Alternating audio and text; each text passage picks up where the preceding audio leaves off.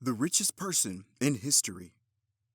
Have you ever imagined how rich ancient people would be nowadays? Today we will discuss the wealthiest people who have ever lived.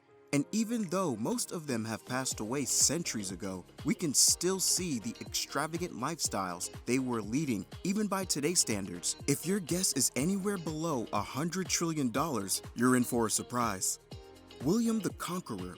The royal family of England is often recognized as one of the wealthiest families in the world, with $88 billion topping all wealthy families lists. However, their fortune pales in comparison to their progenitor, the first ruler of England, William the Conqueror. He not only seized power on the British island when he was 38, but he also amassed a vast fortune that today would equal $228 billion, roughly one-third of which came from taxes collected from peasants in Normandy. So they were either very rich peasants or were extremely heavily taxed into impoverishment. The rest of his riches naturally came from the conquered British territory. Local barons who wanted to keep their land and heads had to swear an oath. In his domain, there were seas of gold and silver to be accumulated, so with $228 billion, he finally decided to live a little. Before his death, he had built over 100 structures, including castles, fortresses, churches, and the famous White Tower. They were all decorated with intricate tapestries, and gold was undoubtedly his favorite color because at the time, it was simpler to just make everything gold than to paint it.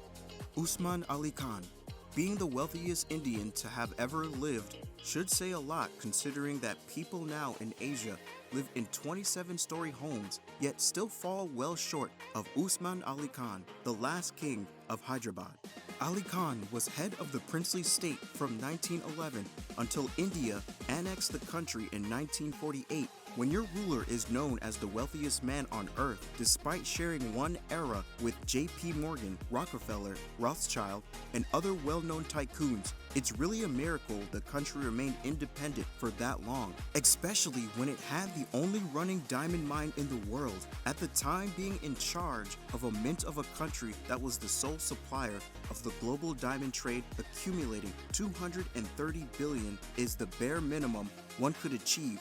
Well, the Nizam could have earned more if he hadn't reinvested the profits in making life better for his citizens. Despite introducing electricity, railways, roads, and an airport to his country, the ruler managed to acquire some lavish things for himself, like $100 million worth of gold and silver, over $500 million in jewels, and one of the biggest diamonds in the world, the Jacob diamond, worth approximately $50 million. To show off his wealth, the Nizam gifted Queen Elizabeth II diamond jewels, a tiara, and a necklace for her marriage. This shows that Ali Khan wasn't just the wealthiest man in the world, but at least the biggest balls, as well showing off his wealth to the person who oppressed his country just several decades earlier. Nicholas Romanov. Nobody in their right mind would claim to have invented communism, yet Nicholas Romanov, known as the last Russian king, reigned with such incompetence that he managed to make Russia the birthplace of the philosophy that still haunts the globe today. One may assume that such a man can't be very wealthy, but Nicholas did rather well in terms of fortune, while his peasants essentially feasted on grass and dirt. He could boast to have more than $300 billion in the bank. One could easily see certain small social inequalities. It's easy to be excused for wondering how this shark could amass such a huge fortune while his citizens were so impoverished. The solution rests in America, or more specifically, Alaska. Romanov was the one who sold the oil-rich peninsula to the USA in fear of losing it to the British. Of course, when he sold it, he had no idea how rich in resources the land was. But oh well, it's not as if he lost his head over it. Wait, never mind. Of course, the Tsar and his family lived in supreme luxury that could even be the envy of today's billionaires. One can only witness the opulence they lived in when seeing the magnificent palaces in St. Petersburg and Moscow. One of these palaces is the Kremlin, where today another power-hungry maniac is residing. Whether his end would be the same, we will see. John D. Rockefeller. Being dubbed as the most productive man who ever lived is a testament to how John D. Rockefeller became the richest man on this planet in the middle of the 20th century over his entire life. Rockefeller is estimated to have earned over $1.5 trillion by the end of his life. His net worth was estimated to be around $400 billion, and how could it be otherwise? With his Standard Oil, he controlled 90% of the U.S. oil market for a few decades. At the end of the 19th century and the start of the 20th, unlike today's billionaires, Rockefeller knew how to spend his money, not just raise them. One of the first big purchases was his life. He paid not to be drafted into the American Civil War, which most probably saved his life in his later year. He had the idea to pay British Prime Minister Winston Churchill to write his biography. Well, that didn't happen, but the idea was great regardless. But of course, one of John's biggest expenditures was to build all the family mansions, which today are nothing short of cultural landmarks. They are not only architectural masterpieces, but also are richly decorated with beautiful pieces of art from famous painters. Rockefeller was also one of the first billionaires who had a thing for cars back then. Owning a car was nothing short of a statement, and John had one of the first automobiles ever produced. Unfortunately, he unintentionally set a standard where everyone who reaches 10 figures in their bank account has to have a garage of ultra expensive cars, so it wasn't all good that Rockefeller left this world. Mansa Musa.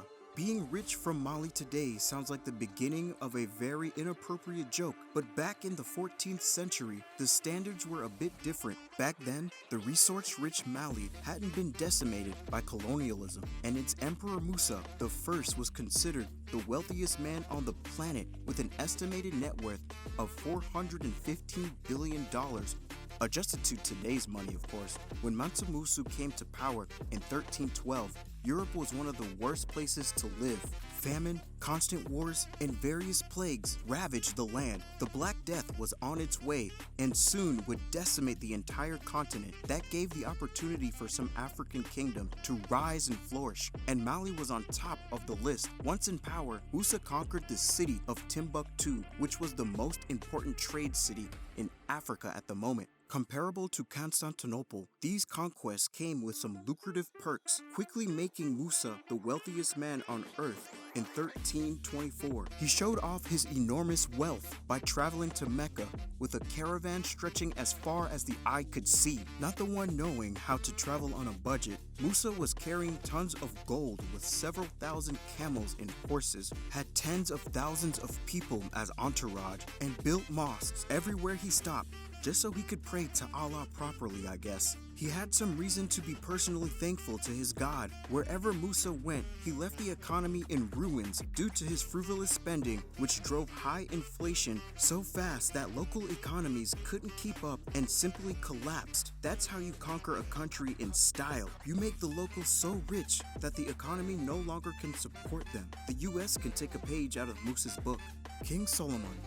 Compared to the Jewish king, the previous entries could be considered ill-fortunate hobos. King Solomon is regarded in the Bible as the wealthiest ruler in the world, and we all know how trustworthy the book of books is according to the Old Testament. King Solomon received around 25 tons of gold annually for 39 years straight. That's enough to build a palace from the golden bricks themselves without having to give them to anyone. Something like Lego, only just a tiny bit more expensive. Experts have estimated that over his rule, thanks to this tribute taxation and other income, Solomon's wealth would be equal to around $2.2 trillion in today's money. Naturally, due to the nature of the information source, we can't expect to see the king spending his money on booze, drugs, and women. Instead, the Bible insisted that all his spendings were strictly virtuous, and he even built the first Jewish temple in Jerusalem. I'll leave it up to you to decide whether the Bible's suggestion or mine is more believable. Augustus Caesar. With a simple political move, Augustus gained riches which adjusted to today's money would amount to $4.6 billion. This almost unimaginable net worth sounds a bit far-fetched until you realize Augustus personally owned Egypt, which was responsible for feeding half of the empire. Yes, Caesar could have drunk his coffee inside a pyramid or on the Sphinx's head. If he so wished, along with owning an entire country, Augustus was estimated to have at least 10 million gold coins left by his uncle Julius. The 10 million gold coins are estimated to be equal to $200 billion in today's money. So not too bad of a start in life, considering much of this money was spent on infrastructure. Roads, monuments, and temples were built with Augustus' money as he infused his personal finances with that of the Roman Empire. In addition, several million were spent annually on public entertainment as the emperor financed chariot races, gladiator fights, and other sports events. However, probably his most important possession was his personal army of 250,000 soldiers. They were instrumental in his plans to keep the country under his rule, so he paid them generously. This would have cost August around $250 million annually in today's money. But what can I say? Staying in power, ruling the biggest country on earth, and gaining $4.6 trillion is well worth this spare change. Akbar the First.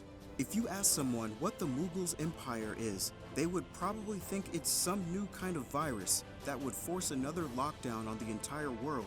Yes, the Far Eastern Empire that once ruled most of the Indian subcontinent and the land south and west of the Himalayas hadn't had much impact on the Western culture. But to South Asia, its influence was crucial.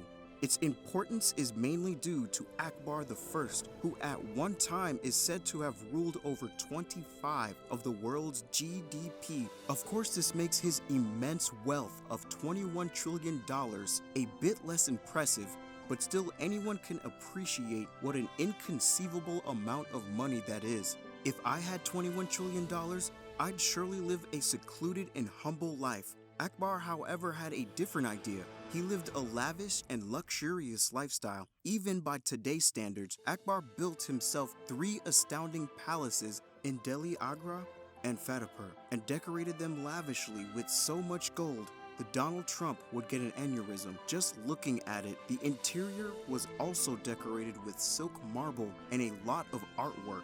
Akbar was a great patron of the arts and spent millions on paintings, books, music, and all sorts of artwork. He even tried to create his own religion by mixing Hinduism and Islam.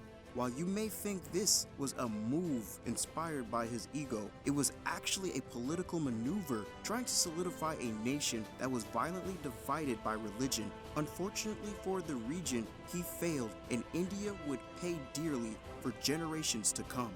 Shenzong.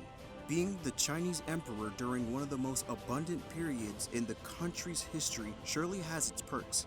Shenzong is estimated to have controlled over 30% of the global GDP at the time. Experts estimate that at the height of his power, the emperor had the equivalent of $30 trillion to his name. Of course, Shenzong lived opulently in palaces that are still standing. Shenzong ruled China between 1067 and 1085 and brought high prosperity along with him. New social policies brought much needed relief to the poorest farmers while the country enjoyed peace and economic growth. Genghis Khan. When talking about the wealthiest person in the world of all times, one could easily imagine a well-educated visionary with access to power, an industrious spirit, and a flair for trade and business growth. Well, Genghis Khan was none of the above. Though the Mongol ruler is most well known for his brutal warfare, bringing devastation, mayhem, and massacres all the way to Europe, he did manage to accumulate wealth equal to over $100 trillion, considering he killed roughly 10% of the world's population in the span of 20 years. I wouldn't recommend taking business lessons from this ruler. Well, Genghis Khan did invent the first bioweapon, so that's kind of innovative thinking. Yes, thanks to the tactics Genghis used to conquer half of the known world 2 centuries later, the bubonic plague will once again decimate the world, this time killing about 25 of the entire world's population. That's how you leave a legacy. Despite his immense riches, Temujin, as was Genghis Khan's birth name, who was born into slavery, actually redistributed his riches among his subjects Well, he did have several hundred wives, from all of which he had numerous kids. Thank God he had 100 trillion to pay all of this alimony, so it seems that if you want to be among the wealthiest people of all time, all you have to do is rule a country with an iron fist, infuse its economy with your personal finances, and be cruel to your neighbors. Somehow that reminds me of a particular world leader today. To learn more about wealthy people's lifestyles, collections, spending, and investments, take a look at some other videos on the channel. Thanks for watching. I'll see you next time.